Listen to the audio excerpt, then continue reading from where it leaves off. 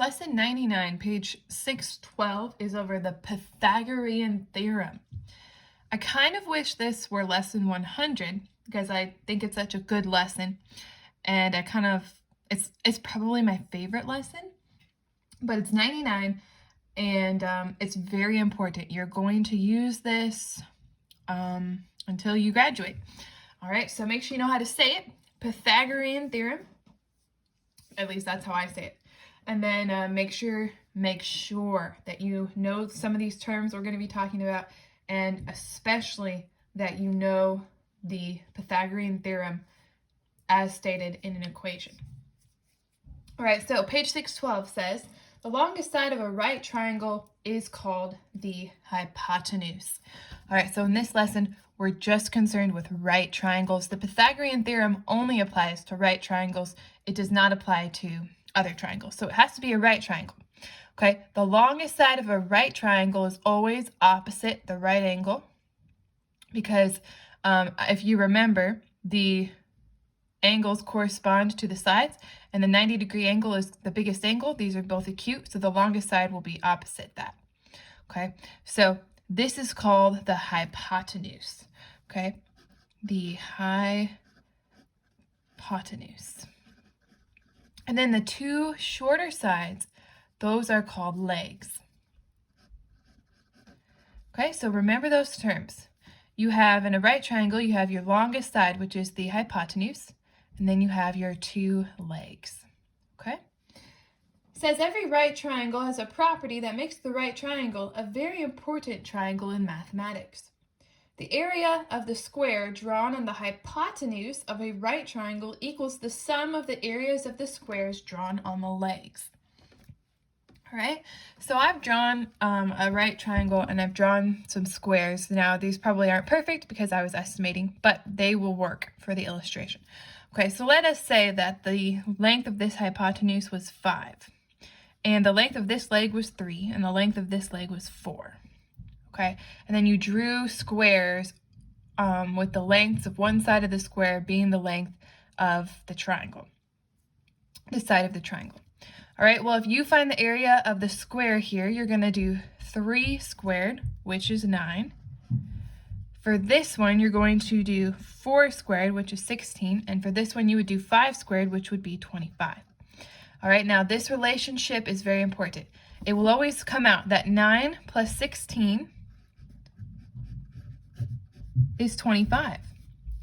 All right, so what's going on here is whenever you have a right triangle, these two sides squared, 3 squared is 9, 4 squared is 16, will equal this side squared, 25. So the way that we write this as an equation in math is a squared plus b squared equals c squared. This is the Pythagorean theorem. A squared plus b squared equals c squared. C squared refers to, C refers to the hypotenuse, A refers to the shortest leg, and B refers to the longer leg. Okay, so this is what you want to remember. Okay, you should be able to say this without thinking. I say, what's the Pythagorean theorem? You say A squared plus B squared equals C squared. Okay, now using this, we can easily solve problems with right triangles where maybe we have a length missing. But before we do that, I do want to finish up. At the top of page 613, it says, this property of right triangles was known to the Egyptians as early as 2000 BC, but it is named for a Greek who lived about 650 BC. The Greek's name was Pythagoras, and the property is called the Pythagorean Theorem. The Greeks are so proud of this mathematician that they have issued a postage stamp that illustrates the theorem. Here we show a reproduction of this stamp, and they show you the stamp there. Okay, now in your examples, they will say, copy the triangle, draw the squares. I'm not so concerned about you drawing the squares. I am concerned about you knowing this and using this to solve these problems. So that's the way that I'm going to be doing it, and that's the way that I really want you to be doing it. All right, now let's look at this one here. This is example 1, and it says Copy this triangle, draw a square on each side. Okay, again, not so concerned about that. Find the area of each square. Again, not so concerned, but then find C. This is what I want you to do. So we're going to use our Pythagorean theorem. A squared plus B squared equals C squared. We're going to put our numbers in. So A would be 6 squared. B would be 8. We know that'll get us C squared. All right, well, 6 squared, that is 36. And 8 squared, that's 64. 36 plus 64, okay, that should be 100. So 100 equals C squared. We haven't found C yet. We've only found C squared. That's 100. So what squared is 100? Okay, well, you know the answer to that. It's 10. So C is going to be equal to 10. Okay, but you can always remember to get C alone here and to get rid of our squared, draw a square root around it. Do the same thing on the other side of the equation. Okay, your square root cancels out your square, well, your radical. Okay, and then you have the square root of 100, which is 10, which is equal to C. Okay, so when you draw a radical, that cancels out this symbol here, C squared. And you guys know this, right? Because 2 squared, okay, what would be the square root of 2 squared? Well, the square root of 2 squared is the square root of 4, which is 2. Okay, so the radical cancels out this square sign, and you're just left with 2. Okay, so you can use that when you're solving these. All right, look at example 2. Okay, you are given another triangle, and it says to find A. So we're going to use our Pythagorean theorem. All right, we have A squared plus B squared equals C squared. Now, in this case, we don't have A, so we're going to leave that as A squared. B squared, that's going to be 12 squared, and C squared will be 13 squared. All right, so we have to keep A squared as A squared. 12 times 12 is 144, and 13 times 13 is 169. Okay, so now we need to get A squared alone, and 144 is being added to it. So we need to subtract 144 from both sides of our equation. So we're left with A squared. 169 minus 144. Okay, that's going to be 25. We can draw a radical on both sides, and that'll give us A alone over here. And then we have the square root of 25, which is 5. So A will be equal to 5. All right. Let's look at example 3. Find the perimeter of this triangle. Dimensions are in centimeters. All right. So this time we need to find C, and then we need to find the entire perimeter. So again, we can come over here. We can do A squared plus B squared equals C squared. A is 3 squared. B is 4, so we've got 4 squared. Okay, so 9 plus 16. 9 plus 16, that's 25. Okay, do our radical on both sides, so C will be equal to 5. Now the question was asking, what is the perimeter? So we have to add 4 plus 3, which is 7, plus 5, which is 12, and the units were centimeters. So we would have 12 centimeters.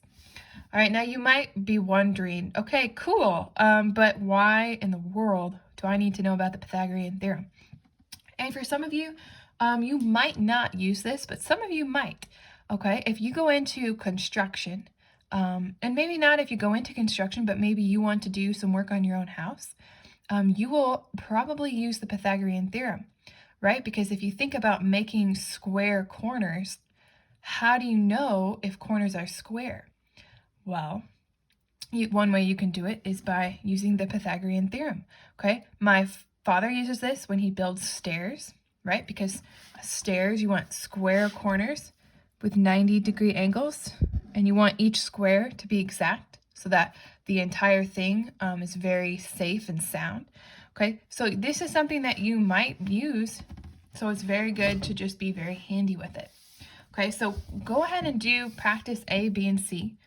Get the answers, see what you get, and then play the video, and I'll give you the answers. Okay, the answer to A is 10. B is 15. C is 24 feet. All right, if you got them, awesome. If you didn't, let's go ahead and work these. All right, so you've got a squared plus b squared equals c squared. We are trying to find a. Okay, so we don't have a, but we have b, 24 squared, and we have c, 26 squared. Okay, so we can come over here and do the math. 24 times 24. Well, 4 times 4 is 16. 4 times 2 is 8 plus 1 is 9. 2 times 4 is 8. 2 times 2 is 4. 6, 17, so 576. Okay, so we've got a squared plus 576 equals. Then we need to do 26 squared. 6 times 6 is 36. 6 times 2 is 12 plus 3 is 15. 0. 2 times 6 is 12. 2 times 2 is 4 plus 1 is 5. So then we have 676. So then we subtract from both sides 576. We're left with a squared equal to 100. We can draw a radical on both sides, and a is equal to 10. All right, for b, again, we're going to use a squared plus b squared equals c squared. All right, now don't be confused that your hypotenuse is labeled b. It's still the hypotenuse, so in this it's going to be c squared. Okay, so even though that's b, we're just going to keep treating it as c squared. Okay, so I'm going to have 9 squared plus 12 squared, which is equal to c squared. So 9 times 9 is 81. 12 times 12 is 144. Okay, 144 plus 81. 1 plus 4 is 5. 4 plus 8 is 12.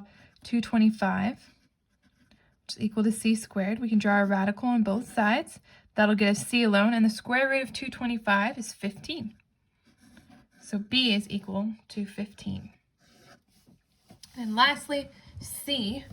Okay, again, a squared plus b squared equals c squared. Your hypotenuse is always across from your right angle, so this is our hypotenuse. So we've got 6 squared plus 8 squared equals c squared. So we have 36 plus 64. That's going to be 100. And that's going to be equal to c squared. So we draw a radical on both sides. So we get c is 10. And then they wanted the perimeter. So we have a plus 6, which is 14 plus 10 would be 24 feet. All right, go ahead and start your lesson.